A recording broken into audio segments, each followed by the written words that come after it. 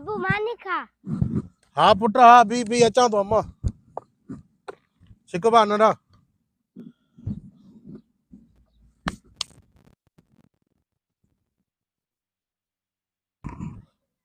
अच्छा अम्मा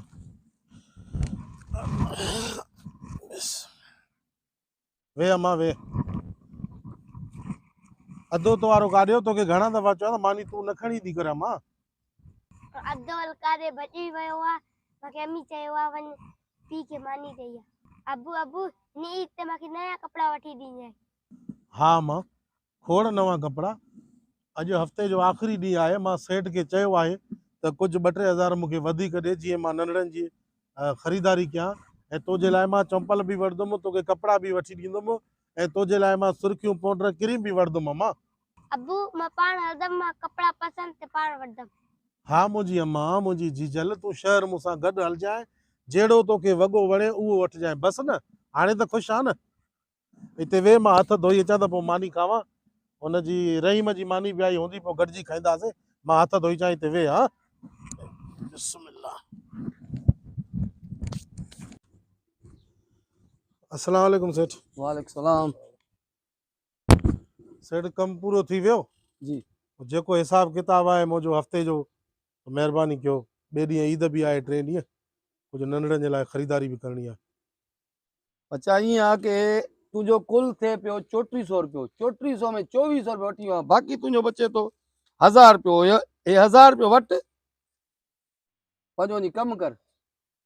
सेठ बिल्कुलु मुंहिंजी मज़ूरी 3400 बीहे थी पर हाणे 2400 मां अॻिले हफ़्ते में तोखां वरिता रोज़नि जे लाइ सामान वरितो हुयो हाणे ईद जे 2-3 ॾींहं पिया आहिनि ईद में नंढड़नि जे लाइ कुझु कपिड़ा वपड़ा वठा 2-3 हज़ार वधीक करे ॾे पोइ आस्ते आस्ते कम मूं कटिजांइ।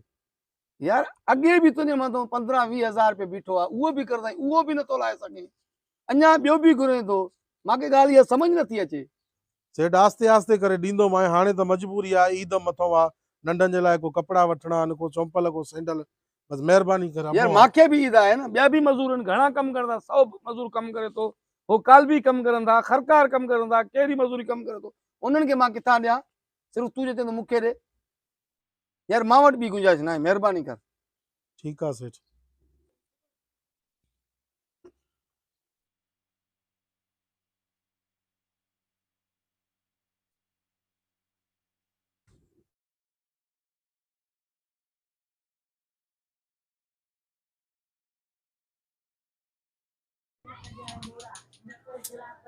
अबू अबू मूंखे हे वठी दे।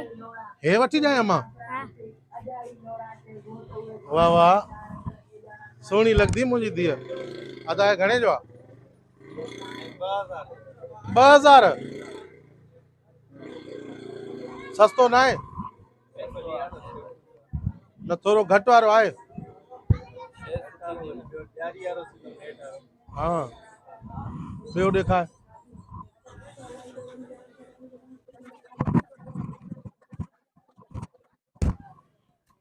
हे घणे आहे 800 रुपया अम्मा हे ॾिस ना ना अबू मूंखे हे वठी दे हे वठी दे मूंखे।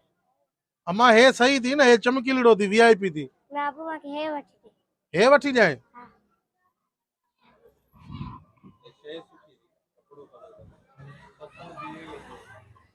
हिन में रियायत आहे सही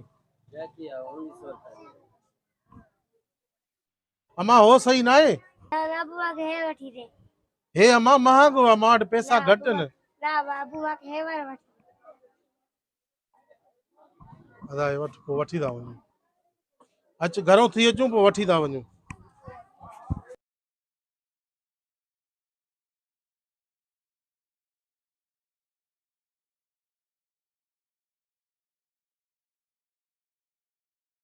हलो मां घर हल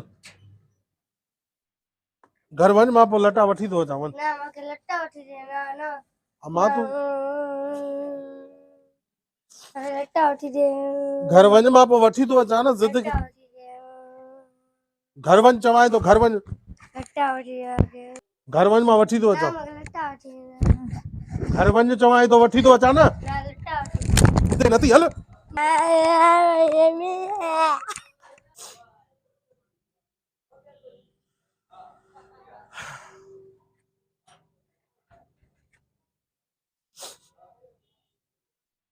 छा कयां मां? महांगाई एतिरी वधी वई आहे जो पंहिंजे बचनि जूं ख़ुशियूं बि पूरियूं नथा करे सघूं। जेकॾहिं वञूं था मज़ूरी ते त मज़ूरी कुल 700 रुपया आहे, जंहिंमां पेट बि पूरो नथो पली सघिजे। अॼु ईद जा ॾींहं आहिनि, हर कंहिंजा बचड़ा नवां कपिड़ा पाईंदा, चपल वठंदा, पर मां बदनसीब पई आहियां जो पंहिंजे बचनि खे ख़ुशियूं बि नथो ॾेई सघां, ख़ुशियूं बि नथो ॾेई सघां। या ख़ुदा तूं रहम कर असांजे हाल ते, त असांजे हिन पाकिस्तान सिंध मां महांगाई ख़तम थिए, हुकुमरान सुधरी वञनि, पंहिंजा पेट भरण जी बजाय अवाम जी ख़िदमत करनि, बेरोज़गारी ख़तम थिए, महांगाई ख़तम थिए, त ग़रीब माण्हू पंहिंजे ॿिनि वेलनि जी मानी खाई सघे ऐं पंहिंजे बचनि खे के ईद जे ॾींहं के वॾे ॾींहं लटा कपिड़ा त वठी ॾेई सघे न। हाणे ही त ॿार आहे, हिनखे कहिड़ी ख़बर त मुंहिंजे पीउ वटि पैसा आहिनि या न आहिनि, मां छा कयां?